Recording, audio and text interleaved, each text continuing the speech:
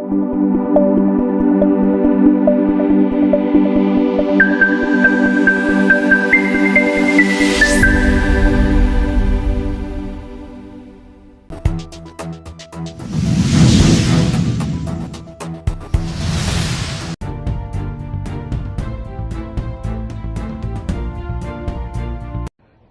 જય અંબે. નવરાત્રીનો પાવન અવસર આવનારા દિવસોમાં આવી રહ્યો છે. માં અંબાની ભક્તિ અને શક્તિમાં રંગાવવા માટે ગુજરાતના સૌ નાગરિકો તૈયાર થઈ ગયા છે.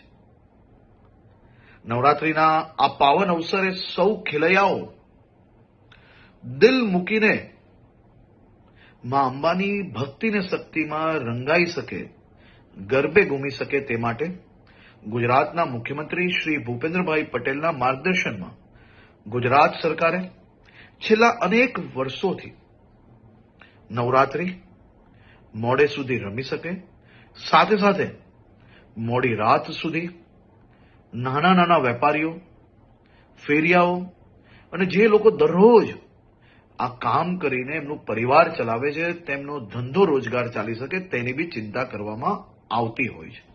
આ વર્ષે બી મુખ્યમંત્રીશ્રીના માર્ગદર્શનમાં આ બધા જ મધ્યમ વર્ગીય વેપારી, નાના વેપારીઓ, દુકાનોવાળા, રેસ્ટોરન્ટવાળા એનો ધંધો ચાલી શકે તે માટે પોલીસને ખાસ સૂચના આપવામાં આવી છે કે 10 દિવસ થોડો લોડ વધારે લઈને બી રાજ્યના સૌ નાગરિકો ઉત્સાહપૂર્વક નવરાત્રી બનાવી શકે તે માટેની ચિંતા કરવામાં આવે.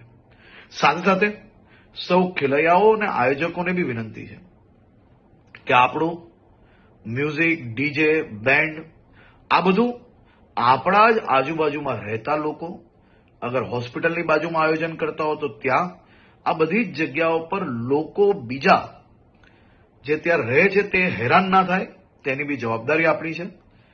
આપણા રાજ્યની અંદર મોડે સુધી ગરબા તમે રમી શકો તે માટે ભૂપેન્દ્રભાઈ પટેલની સરકાર દ્વારા સંપૂર્ણ વ્યવસ્થાઓ કરવામાં આવી છે. પરંતુ સાથે સાથે એક જવાબદાર નાગરિક તરીકે તમે બી સૌ લોકો પોતપોતાનો ફરજ અદા કરશો તેવો મને 100% વિશ્વાસ છે.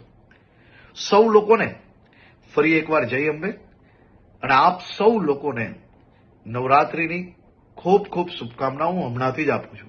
નવરાત્રીમાં દિલ મૂકીને આપ સૌ લોકો માં અંબેની ભક્તિ કરી શકો તેવી આપ લોકોને ખૂબ ખૂબ શુભકામનાઓ.